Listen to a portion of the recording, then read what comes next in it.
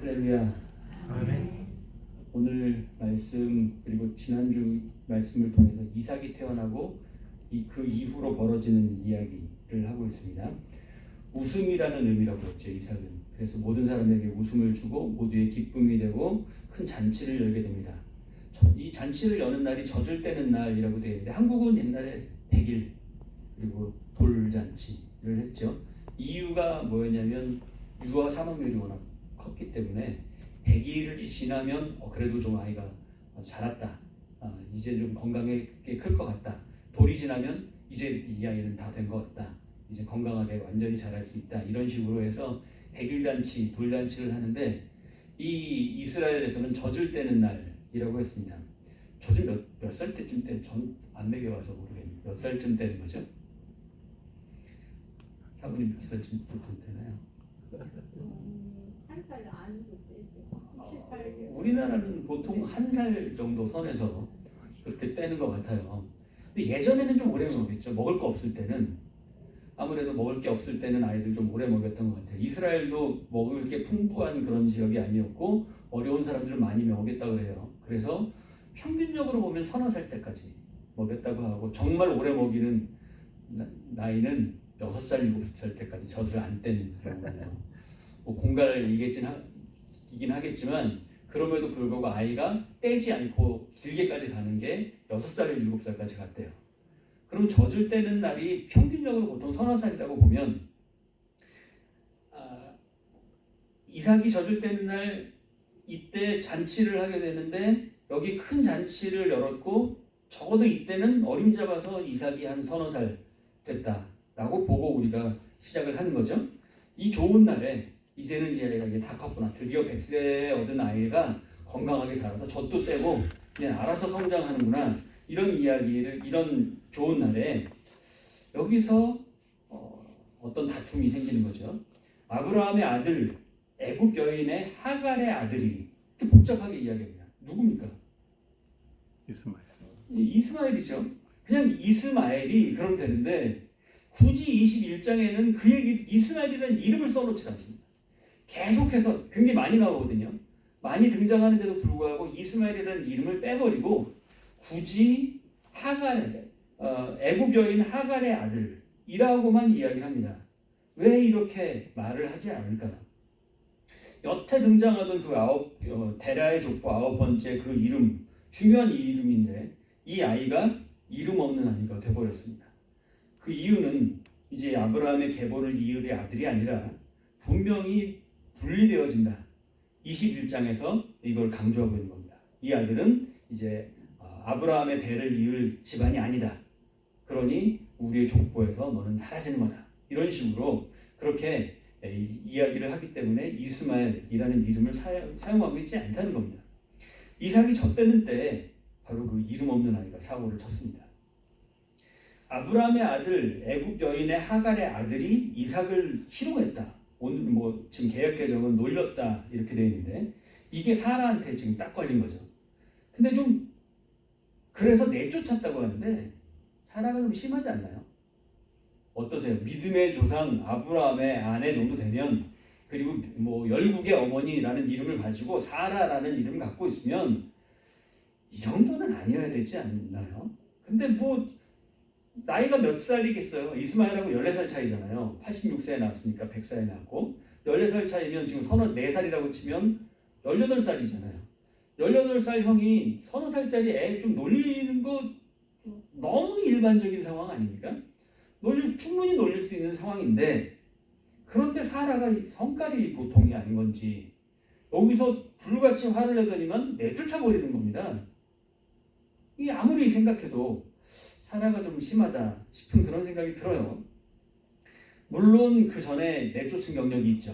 그래서 두고두고 마음에 쌓여있고 불편한 마음이 있는 가운데서 지금 이런 일이 벌어지니까 툭 나왔다고 해도 그러기에는 지금 이 상황을 가지고 내쫓기에는 좀 뭔가 많은 사람들 앞에서 잔칫날에 분위기도 너무 좋은데 그거 모든 사람 앞에서 모양 빠지는 일이 아닌가 싶어요. 우리 개역개정이 번역된 내용대로 이렇게 놀렸다라는 걸로 읽으면 더 이상 느껴지는 느낌이 없습니다. 그런데 이전 번역 성경에는 희롱했다라는 말로 나오는데 이게 원어로는 말이죠. 하이자크라는 단어를 씁니다. 그러니까 이삭의 이름하고 비슷해. 웃었다라는 얘기 있잖아요. 옛날에 사라가 비웃었다. 이때 다 하이자크거든요. 그런데 이 단어가 쓰여진 내용을 보면 먼저 이삭이 그랄에 가서 아버지랑 똑같이 닮아가지고 자기 와이프 넘기는 상황 기억하시죠? 이삭도 아브라함처럼 아브라함이 2번이나 했는데 이삭도 똑같은 짓 반복하잖아요. 누가 그 자식 아니랄까봐 유전적으로 아주 그 똑같이 반응을 해요. 그때도 이 리브가를 아비멜렉에게 넘겨줬는데 아직 리브가를 넘겨주지 않은 상태, 건드리지 않았을 때, 넘겨주긴 한 상태에서 아비멜렉이 리브가를 아직 손대지 않았을 때 이삭이 그 안에 리브가를 껴안은 것을 블레셋 아비멜렉이 창으로 내다본지라. 여기서 리브가를 껴안은 것, 이걸 보고 아비멜렉이 이삭을 막 야단치면서 네 아내인데 왜 동생이라고 속였냐라고 막 따진단 말이죠. 이 내용 보면 어떻게 껴안았길래? 그러니까 그냥 여동생 이렇게 위로 할 수도 있고 결혼해서 너 이제 아비멜렉이 잘 가서 잘 살아 이렇게 안아줄 수도 있잖아요. 그런데 그런 게 아니라 어떻게 껴안았길래 라고 하는 이 껴안았다라는 게 단어가 하이자크예요. 웃음으로 표현되는데 이게 껴안았다는 내용이 하이자크라는 단어로 사용이 돼요. 그렇게 보면 누가 봐도 이 허그는 아비멜렉이 봤을 때 누가 봐도 딱 동생과의 껴안는 게 아닌 애정의 행각, 거의 애무에 해당하는 그런 껴안는 모습을 가지고 이야기하는 게 하이자크, 여기서 등장하는 희롱이라는 말입니다. 그냥 껴안았다, 성적인 애무에 대한 표현이었고, 또 요셉이 보디발 아내에게 유혹을 당할 때 기억하시죠? 보디발 아내가 요셉을 유혹할 때 막 이렇게 하루가 멀다 하고 매일 날마다라고 기록을 해요. 날마다 유혹을 하는데 동침하자라고 권유하는데 그러다가 아무도 없는 상태에서 요셉을 유혹할 때 도저히 옷을 잡아 당기니까 윗옷을 벗어 던지고 도망을 치죠. 그랬더니 이 여자가 사람들 다 불러다가 이 히브리 종놈이 나를 겁탈하려 했다라고 하면서 보디발이 왔을 때 이야기하죠. 이자가 나를 희롱하려 했다라고 이렇게 희롱에 대한 말을 합니다. 여기에 희롱에 쓰여진 단어가 하이자크입니다. 그러니까 여기에 쓰여지는 단어 이 하이자크라고 하는 부분들은 다 성적인 표현과 관련이 있어요. 그런데 이삭과 이스마엘이 이제 14살 차이가 나고 이삭이 젖될 때면 이스마엘은 최소 18살 정도라고 했는데 그러면 알 거 다 아는 나이고 어떻게 하면 애가 생기는지 뭐 이런 걸 전부 알 나이죠. 곧 결혼도 할 나이, 다른 젊은 사람 좀 더 빨리 보내는 사람들은 장가도 보내는 그런 나이입니다. 상식적으로 생각해보면 이스마엘이 그런 거 다 아는 상황에서 이 이삭의 잔치를 볼 때 기분이 어떨까요? 이스마엘로 여러분들 감정이입을 한번 해보세요. 여기서 이스마엘이 뭐 그렇게 하고 쫓겨났다 우린 거기까지만 알지 이스마엘이 어떤 감정을 가지고 있을까에 대해서 생각해 본 적이 있으세요? 이삭이 태어나기 전까지만 해도 거의 14살까지는 아브라함의 독생자. 그래서 이 집안 것 전부 나하고 모든 사람들, 그 거의 1000명이 넘는 사람들이 나를 보고 도련님 하면서 끔찍하게 최고의 이 집안의 다음 대를 이을 사람이라고 생각했다는 겁니다. 그렇게 이스마엘에 대해서 이스마엘은 그런 감정을 가지고 살다가 이삭이 생기는 순간 갑자기 찬밥이 됐어요. 그렇죠? 그리고 이삭이 젖되는 때가 되어서 잔치가 벌어졌을 때 이스마엘의 기분 좋을까요? 나쁠까요? 편할 리가 없죠. 저거 없었으면 내가 되는데 왜 조그만 저거 태어나가지고 굉장히 불편한 마음이 들면서 여기서 성적인 어떤 행동을 했다는 겁니다. 이게 뭐 생각해보면 어떤 행동을 했을까? 제가 사실 지금은 꼴이 좀 이런데 어렸을 때 한일 친선 예쁜 어린이 선발대회 우승자입니다. 그래서 아역 배우도 할 수 있었는데 그때 이제 그런 거 안 된다고, 딴따라 같은 거 안 된다고 하셔서 못했고, 새소년 잡지 기억하십니까? 그 표지 모델도 제가 했었습니다. 라떼 시절 어릴 때 많은 아이들이 이렇게 웃돈이만 입고, 우리 60년대 70년대 뭐 이럴 때 애들 웃돈이만 입히고 아래는 안 입히고 다녀갖고 길 다니면서 사람들이 막 이렇게 애들 막 튕기고 잡아당기고 뭐 이런 거 기억하십니까?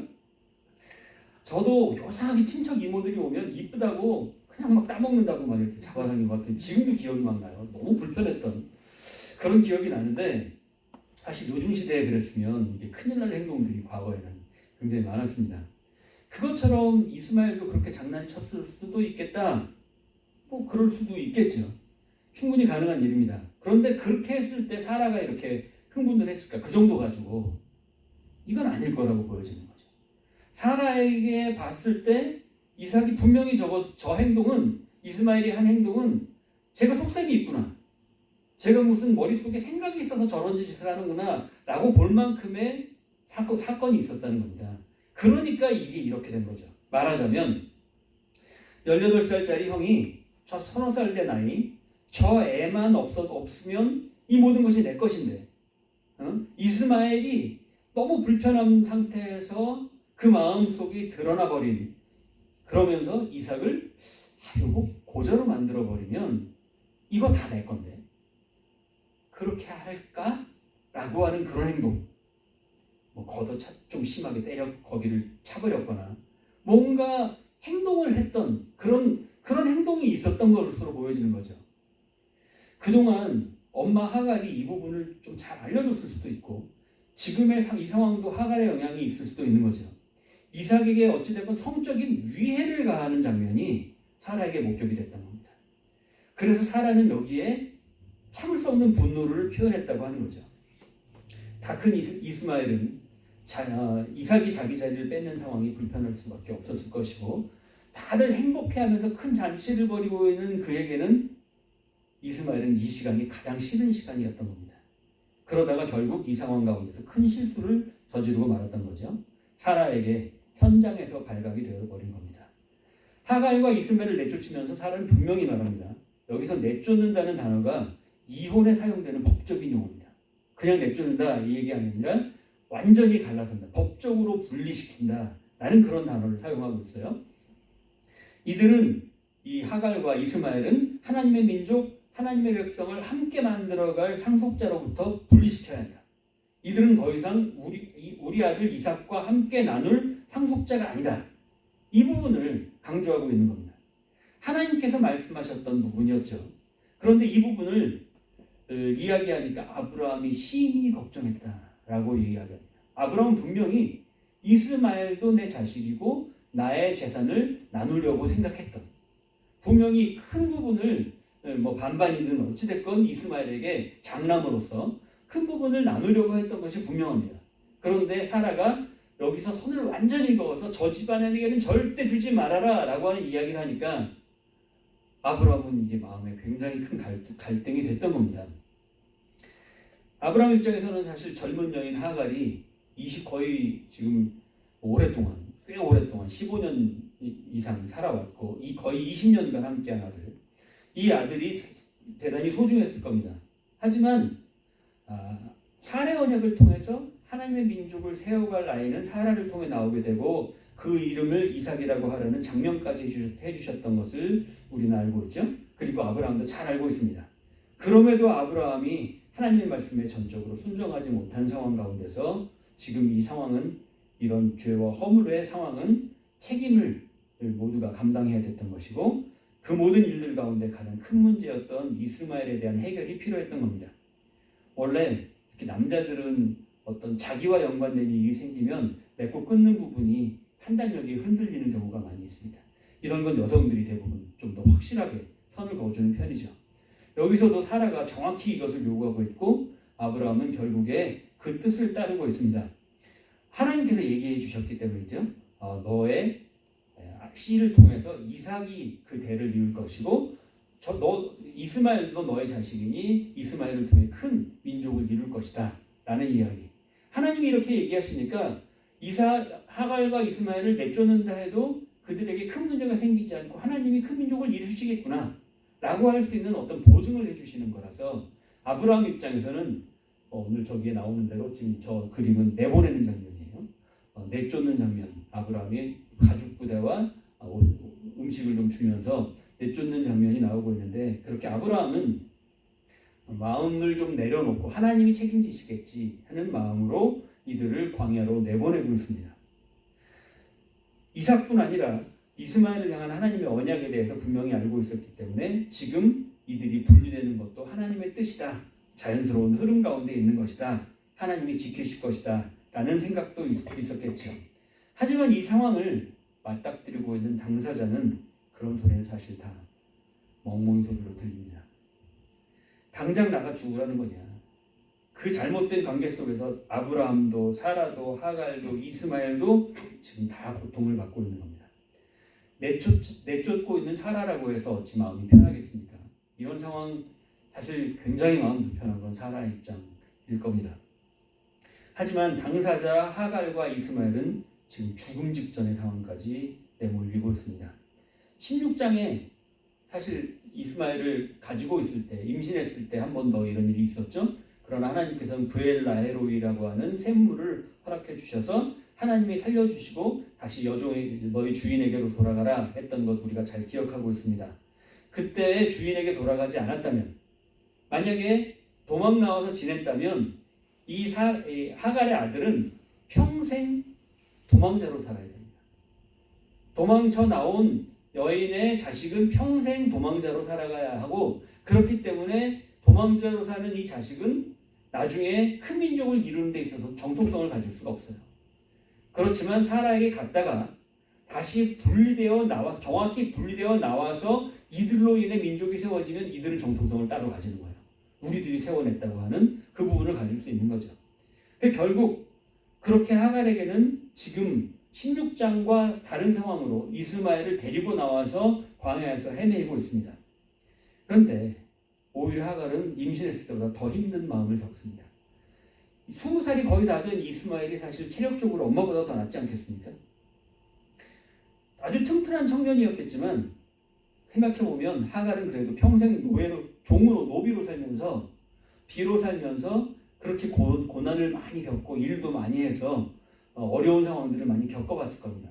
그런데 이 이스마엘은 1000명이 넘는 수많은 사람들 가운데에서 아들로, 자기만 있었던 아들로 너무 귀하게 자라서 뭐 어디 못 좀 들어라, 못 좀 해라 라는 일들을 별로 손 하나 먼지 하나 안 묻히고 살아왔을 그런 아들 같아요. 그렇게 이 아들이 만약 약골이 아니라 짐을 다니면서 운동을 해서 김종국 같은 몸이 됐다고 해도, 그럼에도 불구하고 어머니는 늘 더 강합니다. 아들이 쓰러져서 지쳐 쓰러질 때 어머니가 먼저 쓰러지는 법이 없습니다. 아들을 지켜야 하고 어떻게든 끌어안아야 하고 이걸 세워야 하기 때문에, 아무리 평소에 워낙 약골이고 맨날 병이 많은 어머니라 할지라도 아들과 함께 이런 길을 떠나왔을 때 먼저 쓰러지는 것은 아들이지 어머니가 아니에요. 아들이 쓰러지는 것을 참지 못합니다. 그래서 어떻게든 버티고 지키고 이겨내려고 애를 씁니다. 그것이 어머니입니다. 하갈은 아들이 광야에서 지쳐 쓰러진 모습을 보고 한계에 도달합니다. 내 한 몸 고통받는 건 견딜 수 있겠지만 아들이 죽어가는 모습을 지켜본다. 이것은 우리 어느 누구도 이해할 수 없는 고통입니다. 그래서 오늘 본문을 보면 아들을 관목덤불 아래 두었다라고 이야기합니다. 관목이 뭐냐면 떨기나무입니다. 가시나무예요. 그리고 우리가 잘 이해하는, 우린 떨기나무와 가시나무를 잘 못 봤으니까 개나리도 사실 관목에 속합니다. 이렇게 나무 가지만 있고 꽃 좀 붙어있는 게 개나리 같은 거잖아요. 그렇게 그늘을 만들 수 없는 나무예요. 쉽게 말해서 그늘이 안 생깁니다. 기둥도 없고 나무에 대한 어떤 기둥과 같은 그런 나무도 없고 이파리도 없는 그런 나무가 이 관목입니다. 관목 덤불 아래 두었습니다. 햇빛을 피하기 위해서 어딘가 아들을 두긴 해야 되겠는데 있는 건 관목밖에 없습니다. 굳이 떨기나무, 가시나무 이것밖에 없어요. 이게 최선입니다. 그래서 거기에 뉘어놓는 엄마 하갈의 마음이 이해가 가십니까? 그리고는 화살 한바탕 떨어진 거리로 가서 부르짖었다 그렇게 이야기합니다. 화살 한바탕, 그 얘기는 어떤 화살을 쏘는 사람이 한번 쐈을 때 날아가는 거리를 한바탕이라고 그렇게 이야기합니다. 보통 궁수들이 화살을 쏘면 300m 정도를 날아간대요. 300m 정도면 가서 겨우 아들이 보일락말락하는, 어디에 있는지 어떤 모습인지 볼 수 있을 만한 거리, 300m 넘어가면 잘 안 보일 거리죠. 아주 멀리. 왜 이렇게 떨어질까?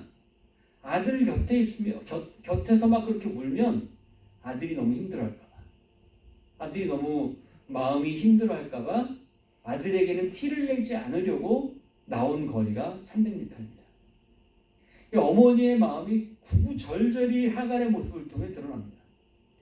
화살 한바탕 떨어진 그 거리로 가서 내가 여기서 뭘 해도 저 죽어가는 아들은 잘 모를 정도의 거리를 유지하고, 내가 힘들어하는 것도 아들에게 보여주고 싶지 않은 엄마의 마음으로 쓰러진 아들이 겨우 보일 만한 거리로 가서 마주 앉아서, 보이는 거리로 마주 앉아서 바라보며 소리내어 울고 있습니다.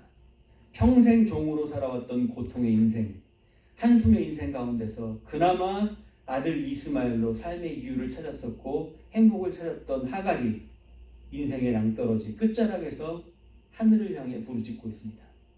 그런데 항상 우리 삶에도 마찬가지지만 이 낭떠러지가 하나님을 만나는 장소입니다. 이상하게 하나님 좀 미리 해주시면 좋은데 말이죠. 낭떠러지에서 대롱대롱 매달려야 만나주시는 경우들이 참 많다는 거죠. 어떤 사람이 산에 오르다가 발을 헛디뎌가지고 굴러 떨어지는데 나무 뿌리를 탁 움켜쥐고 살았습니다. 그런데 점점 힘이 빠져갑니다. 하나님 제발 살려주세요 라는데 하나님이 말씀하시죠. 그 손을 놔라. 그러니까 이 사람이 위에 하나님 말고 다른 분 없어요? 뭐 이렇게 소리를 질렀다는데, 그러다가 손을 놓으니까 바로 아래가 땅이었다죠. 바로 아래가 땅인데 그걸 그냥 떨어지면 죽을 줄 알고 그것을 붙잡고 그렇게 대롱대롱 매달려 있었다는 거예요. 우리가 하나님 앞에서 살아갈 때 낭떠러지를 만나지만 하나님이 내 낭떠러지에서 어떤 식으로 해결 주시느냐, 손을 놓는 것이 사는 거라고 알려주시는 경우들이 참 많아요. 그런데 우리는 기어 올라가서 다른 걸 움켜쥐고 뭔가 다른 뭐를 지금 앞에 놓여진 이 문제를 해결하는 것을 하나님이 해결해 주시는 방법으로 찾는다는 거죠. 아무리 부유하고 모든 것을 가지고 모든 것을 누리고 권력과 힘과 명예를 움켜쥐고 살아도 평생 이런 한 번도 낭떠러지 위기를 맞이하지 않는 사람이 있을까? 여러분의 삶은 어떠합니까?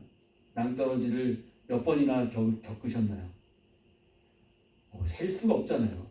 정말 셀 수 없이 그때 순간순간 돌이켜보면 수없는 낭떠러지를 지금 이렇게 잘 버티고 이겨낸 것은 다 하나님께서 인도하신 거라고밖에 말할 수 없습니다. 아멘. 그런데 우리들은 한 번 이 상황을 겪어보지 못한 사람들은 한 번 다가오는 그 위기를 겪지 못하고 그 위기 앞에서 쓰러지고 그것 때문에 자기 삶을 마감하는 경우들까지 보게 됩니다.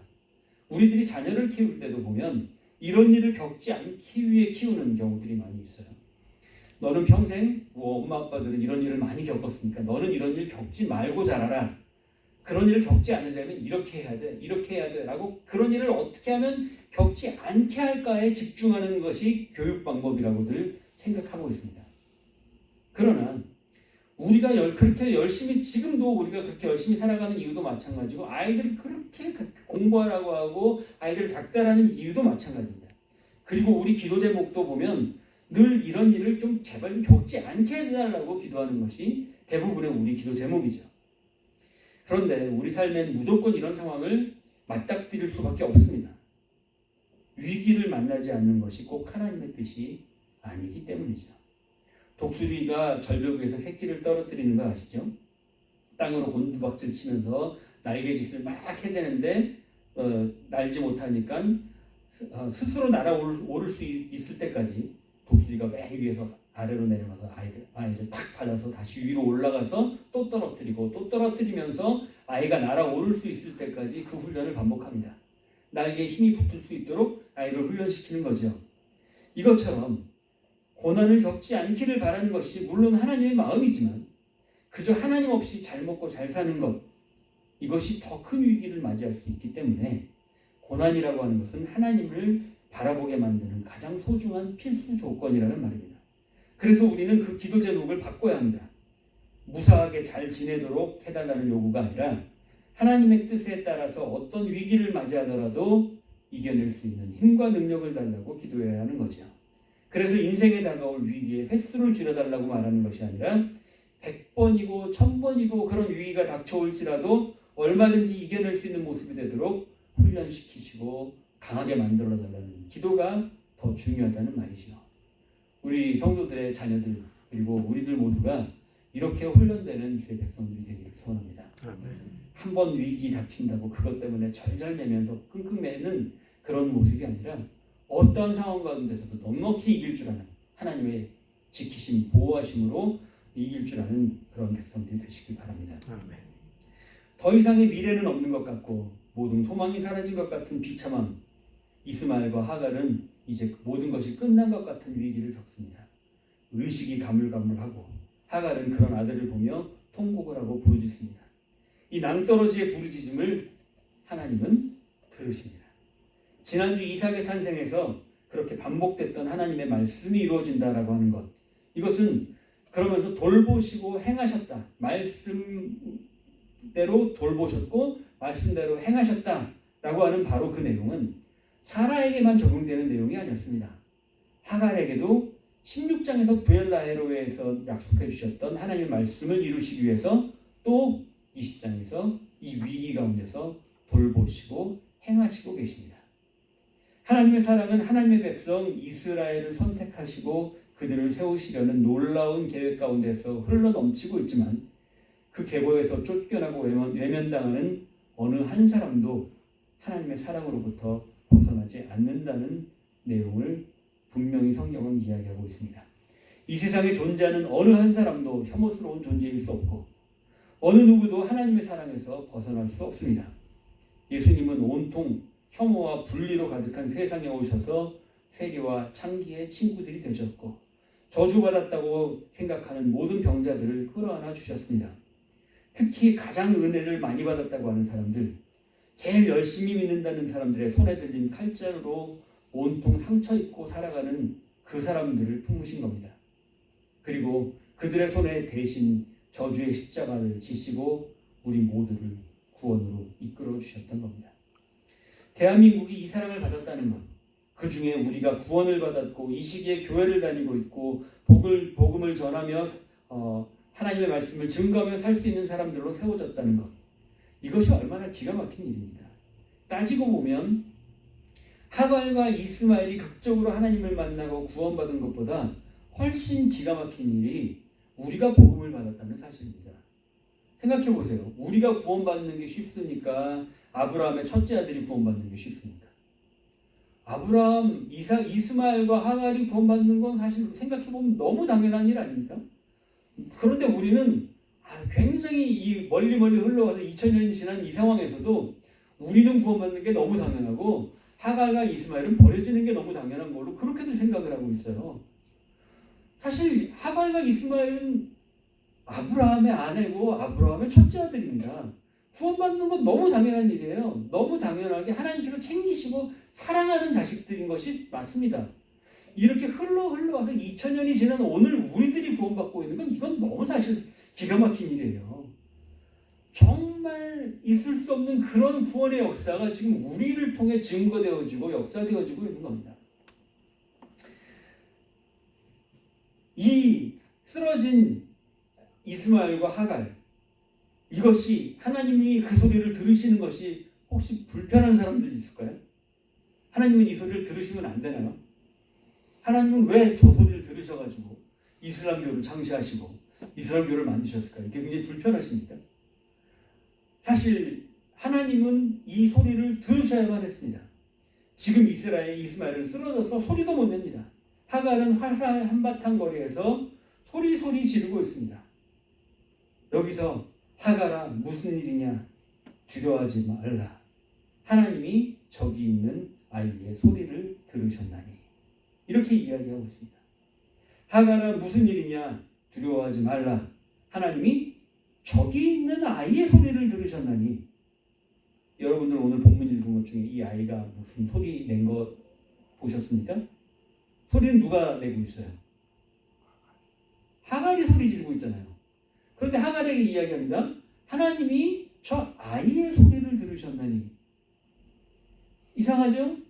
저 아이의 소리는 하갈이 질렀는데 하나님이 들으신 소리는 이스마엘의 소리입니다. 눈을 겨우 떠서 앞이 가물가물 의식이 사라질 것 같은데 저 멀리 엄마는 어디 갔지 찾는데 보니까 저 멀리 보일 듯 말 듯한 엄마가 나를 바라보고 있으면서 소리내어 울고 있는 그 모습이 아들에게 보여지는 겁니다. 엄마의 통곡 소리가 멀리서 아주 가물가물 들려집니다. 이스마엘은 엄마의 모습을 보고 죽어가면서도 가슴이 미어집니다. 입술을 열 힘도 없지만 터지는 가슴으로 하나님께 속으로 부르짖습니다. 이스마엘의 이름이 무엇입니까?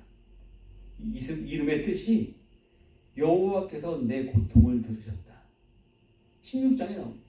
이스마엘 이름을 지어줘라. 그 이름은 무엇이냐? 여호와께서 내 고통을 들으셨다. 하나님은 이스마엘의 고통을 들어주시려고 이스마엘을 낳아주셨고 이스마엘을 이 땅에 보내신 겁니다. 이스마엘은 그 엄마의 안타까운 모습을 보고 고통스러워하면서 하늘을 향해 부르짖고 있고 하나님은 하갈의 부르짖음도 물론 들으셨지만 이 아들의 부르짖음을 들으셨습니다. 그리고 하나님의 언약, 하나님의 하갈을 향한 창세기 16장의 바로 그 말씀의 언약을 이루고 계십니다. 말씀을 이루시기 위해 하갈에게도 돌보시고 행하시는 역사가 동일하게 이루어졌던 것이죠. 18절에서는 이제 이어서 말씀해 주시는데 하나님의 선교의 방법을 우리에게 알려주고 계십니다.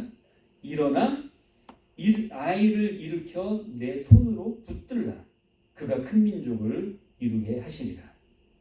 먼저 이 아이, 하나님으로부터 멀어진 대상, 하나님으로부터 떨어져 나와 있는 지쳐 쓰러진 대상, 그를 향해 일어나랍니다. 물론 우리들도 힘들어. 지금 하나님의 손에 쓰임받기 위해서 사실 지금 나도 힘들고 견딜 수 없는 지경이고 나도 못 버티겠고 나도 발 한 걸음 못 옮기겠고 너무 고통스럽습니다.